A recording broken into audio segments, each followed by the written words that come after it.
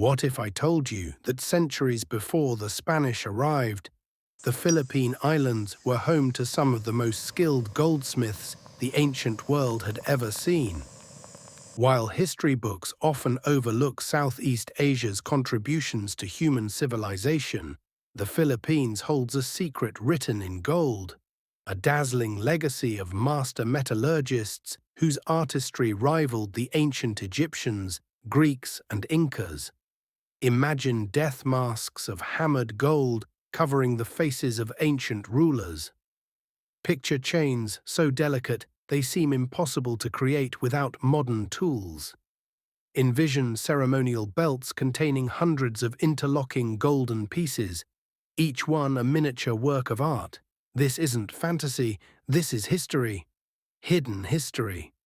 Welcome back to Mythos Amit Raj. Today we're diving into the golden age of Philippine goldsmithing, a chapter of history that will make you rethink everything you thought you knew about ancient maritime cultures. Hey history lovers, quick favor before we start. If you enjoyed today's video, please help me reach 5,000 likes and don't forget to subscribe for more amazing historical stories. Our story begins not in royal courts or grand temples, but in the quiet earth of the Philippine archipelago. For decades throughout the 20th century, farmers, construction workers, and treasure hunters stumbled upon something extraordinary: intricate gold objects buried with the dead, hidden in caves, or lost in ancient settlements. From Luzon to Mindanao, from the mountains to the coasts, gold artifacts kept appearing. A farmer would plow his field and unearth a golden chain. Construction workers would dig foundations and find burial jars filled with gold jewelry. But many of these early discoveries disappeared into private collections or were melted down, their archaeological context lost forever. The real watershed moment came in 1981. While digging an irrigation ditch in Surigao del Sur, workers unearthed what would become known as the Surigao treasure, a spectacular collection of gold artifacts that shocked the archaeological world. These were sophisticated pieces, delicate chains with intricate links, ornate rings featuring detailed animal motifs, elaborate sashes that must have adorned high-ranking individuals, and ceremonial weapons demonstrating advanced metallurgical knowledge. When archaeologists and metallurgists examined these pieces, they were stunned. The technical sophistication was undeniable. The artistry was breathtaking. The discovery raised an uncomfortable question. How could a civilization supposedly primitive create such refined goldwork that rivaled ancient Greek jewelry or Egyptian artifacts? The answer would rewrite Philippine prehistory and force a reckoning with centuries of colonial bias. Let's travel to Butuan in northeastern Mindanao, where some of the most remarkable discoveries were made. Between the 10th and 13th centuries CE, this wasn't some backwater village. It was a thriving center of trade, culture, and political power. Archaeological excavations revealed burial sites containing gold death masks, ornate jewelry, golden sashes, and artifacts that spoke of wealth and sophistication. The Butuan gold death masks are particularly haunting. These masks were placed over the faces of the deceased, presumably high-ranking individuals. They feature realistic human features, eyes that seem to gaze into eternity, noses, mouths, all crafted with incredible precision from sheets of hammered gold. Think about what creating such a mask required. The goldsmith had to heat gold to exact temperatures without modern thermometers, hammer it into thin sheets of uniform thickness without rolling mills, and shape it to fit human features without tearing the metal. This wasn't luck. This was mastery built on generations of accumulated knowledge. But perhaps most impressive were the golden kinari sashes, wide belts decorated with mythological figures from Hindu-Buddhist tradition. These featured kinnaras and kinnaris, celestial beings that are half human, half bird, creatures from Indian mythology.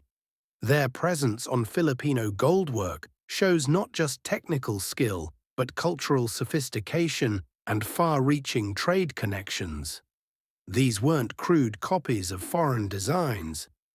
Filipino goldsmiths took these imported motifs and transformed them, blending them with local artistic traditions to create something uniquely Filipino.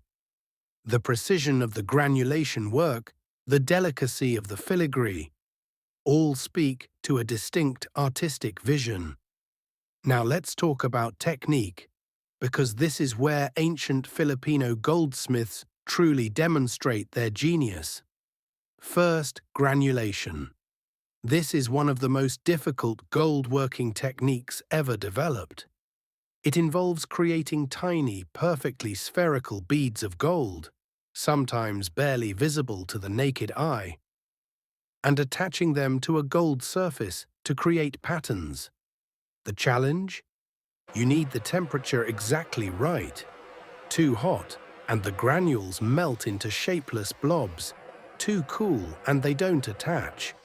You're working with temperature differences of just a few degrees. Ancient Filipinos mastered this. Their granulated jewelry features intricate geometric patterns, with hundreds or thousands of individual granules precisely placed. Gold came from multiple sources within the Philippines. Rivers in Mindanao carried gold dust and nuggets. The Cordillera region in northern Luzon had deposits mined using sophisticated techniques. Paracali in Camarines Norte was another significant source. The archipelago was literally rich in gold. But raw materials alone don't create artistry. Trade and cultural exchange made the difference. Indian cultural influence is evident throughout the goldwork. Hindu-Buddhist iconography appears repeatedly. The kinnaras and kinnaris, lotus motifs, figures echoing Indian deities. But Filipino artisans absorbed these influences and made them their own, creating hybrid designs that spoke to local aesthetics. The economy that supported this gold-working industry must have been substantial. You need surplus food production to support specialist artisans, trade networks to distribute goods, social structures that value craftsmanship, and apprenticeship systems to pass down knowledge. All of this existed in pre-colonial Philippines. Let me take you on a tour of some specific masterpieces that exemplify this golden age. The Golden Tara of Agusan, discovered in 1917, is a 4-pound statue of a Hindu-Buddhist goddess, dating to around the 13th century. The figure is seated in meditative pose, wearing elaborate headdress and jewelry. Every detail is carefully rendered. The facial features, the jewelry, the clothing folds, the lotus throne. This suggests not just religious devotion, but high-level artistic training. The golden pectoral discs found across the archipelago are engineering marvels. Perfectly circular discs, some as large as dinner plates, decorated with repoussé work featuring geometric patterns, spirals, and stylized animals. Creating a perfect circle from hammered gold without modern tools is incredibly difficult. These discs were likely worn on the chest as symbols of rank. Gold rings showcase the full range of goldsmithing techniques. Some feature serpents with individually detailed scales. Others show birds with spread wings. Some have geometric patterns created through granulation. Others feature precious stones, carnelian, jade, or glass, set into the gold. The ear ornaments, called pamarang, deserve special mention. These large, often circular ornaments would have stretched the earlobes. Some feature intricate filigree work. Others have dangling chains and small bells. They would have been heavy, conspicuous, perfect markers of status and wealth. Imagine an ancient burial ceremony. A high-ranking individual has died. Their body is adorned with golden rings, necklaces, bracelets. A golden death mask is placed over their face. Golden ornaments surround them. The body is interred with trade goods, Chinese ceramics, carnelian beads, weapons. This elaborate ritual speaks to beliefs about the afterlife and the importance of social status. So why don't more people know about this incredible civilization?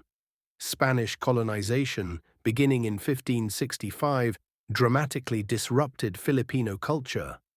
The Spanish saw gold primarily as economic resource, not cultural treasure. Gold artifacts were confiscated, melted down, and shipped to Spain. The intricate work of generations was reduced to bullion. But the destruction went beyond physical artifacts. Spanish colonial policy actively suppressed indigenous culture. Local religious practices were condemned as paganism. Hindu-Buddhist influences were erased. Traditional social structures were overturned. Goldsmithing traditions, passed down through generations, were disrupted as artisans were forced into new economic systems.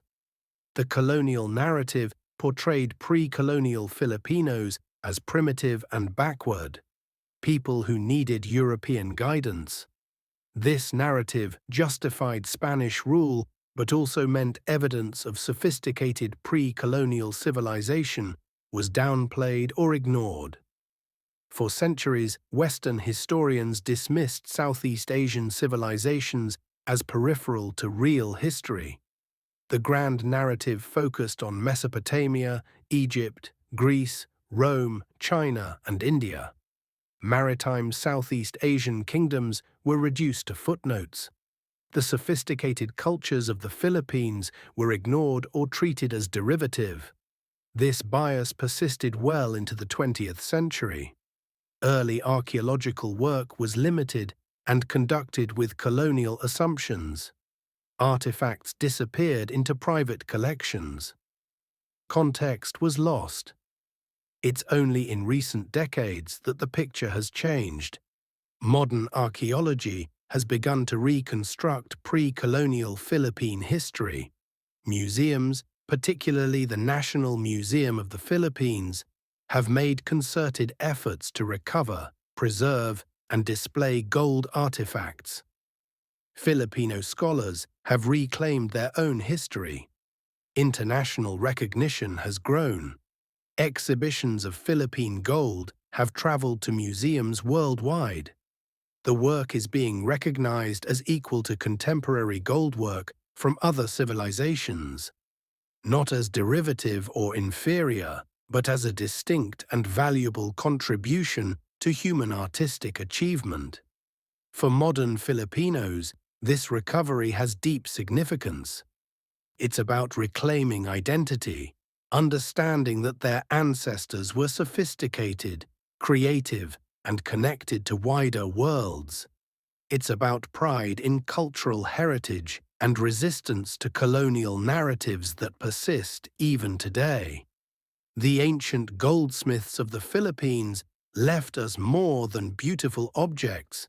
They left proof that human creativity and skill transcend geography and prejudice.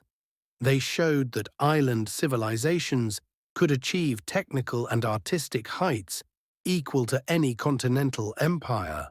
They demonstrated that maritime cultures could be just as sophisticated as agricultural ones, that Southeast Asian artistry could rival Europe or the Middle East. The golden age of Philippine goldsmithing reminds us that history is full of forgotten stories waiting to be rediscovered. It reminds us to question whose stories get told and whose get erased. It reminds us that civilization flourishes in unexpected places. These golden artifacts survived colonization, looting, and centuries of neglect. They emerged from the earth to challenge our assumptions and expand our understanding of human achievement. They're not just Philippine treasures, they're world treasures, part of humanity's shared heritage. If this video opened your eyes to a chapter of history you didn't know existed, hit that like button and subscribe to Mythos Amit Raj for more untold stories from ancient civilizations. Drop a comment below. What other overlooked ancient cultures should we explore? Until next time, keep questioning what you think you know about the past, because there's always more to discover.